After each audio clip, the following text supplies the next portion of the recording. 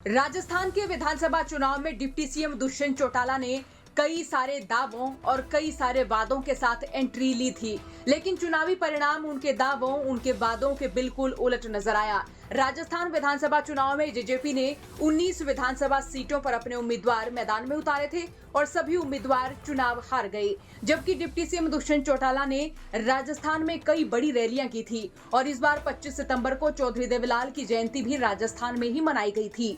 चौधरी देवीलाल की छवि हो या फिर अजय चौटाला के राजस्थान से चुनावी ताल्लुक की बात हो, न कोई दावा, न कोई वादा और न ही कोई इमोशनल कार्ड काम आया। जेजेपी के चुनावी प्रचार के लिए बॉलीवुड सिंगर हनी सिंह, पंजाबी सिंगर अल्फाज, गगन कोकरी, कमल खान, गिरी कमन, हरियाणवी सिंगर गुलजार, एमडी देसी रॉकस्टार भी पहुंचे थे, लेकिन राजस्थान की जनता के सामने इनका भी जादू नहीं चल सका। कह सकते हैं कि जेजेपी के खराब प्रदर्शन का असर अब सूबे के गठबंधन पर भी पड़ सकता है। जिस तरह से बीजेपी ने छत्तीसगढ़, राजस्थान और मध्य प्रदेश में जीत हासिल की है, उससे ये तो साफ हो गया है कि हरियाणा में भी बीजेपी को किसी सहारे की जरूरत नहीं पड़ेगी। हालांकि पूर्व केंद्रीय मंत्री चौधरी बीरेंद्र सिंह तो पहले ही बीजेपी जेजेपी गठबंधन का विरोध कर रहे हैं, तो इसके अलावा हरियाणा बीजेपी के ज्यादातर नेता गठबंधन के पक्ष में नहीं नजर आए। अब ये नेता गठबंधन का सहारा लेने से किनारा करते नजर आ सकते हैं।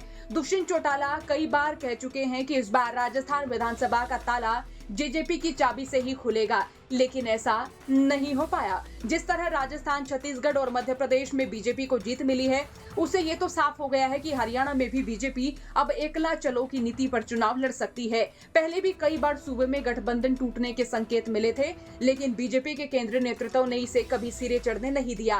प्रदेश के नेता भी शीर्ष नेतृत्व की ओर से फैसला लेने की बात कहकर गठबंधन टूटने के सवाल को टालते नजर आए।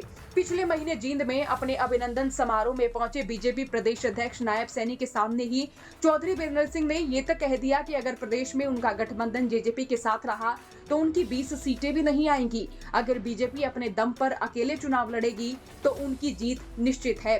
चौधरी बीरेंद्र सिंह तो बीजेपी को ये तक अल्टीमेटम दे चुके हैं कि अगर बीजेपी जेजेपी के साथ चुनावी गठबंधन रखती है तो वो बीजेपी छोड़ने पर मजबूर हो जाएंगे। अब देखिए, सीकर रैली में दुष्यंत चौटाला ने एक तरह से राजस्थान में बीजेपी को गठबंधन के लिए अप्रत्यक्ष तौर पर प्रस्ताव जरूर भेजा था, लेकिन राजस्थान में भी बीजेपी ने अपने दम पर चुनाव लड़ा। कह सकते हैं कि जेजेपी के लिए अब हरियाणा में भी चुनौती पेश आ सकती है, लेकिन ये सवाल भी है कि राजस्थान में इस परिणाम के बाद क्या हरियाणा में अपना वोट बैंक दुष्यंत चौटाला बढ़ा पाएंगे, क्योंकि बीजेपी के साझेदार होने के चलते दुष्यंत चौटाला का तगड़ा विरोध हो रहा है। अब देखना होगा राजस्थान में दुष्यंत चौटाला को मिले इस परिणाम का हरियाणा की सियासत पर कितना असर होता है। क्या दुष्यंत चौटाला हरियाणा में 10 सीटों से ज्यादा सीटों पर अपना प्रभाव जमाने के लिए नया प्लान बनाने में कामयाब होंगे? आपका क्या सोचना है? राय रखिए। साथ ही चौगरदा की खबरों के लिए बने रहिए हरियाणा तक के साथ। ब्यूरो रिपोर्ट, हरियाणा तक।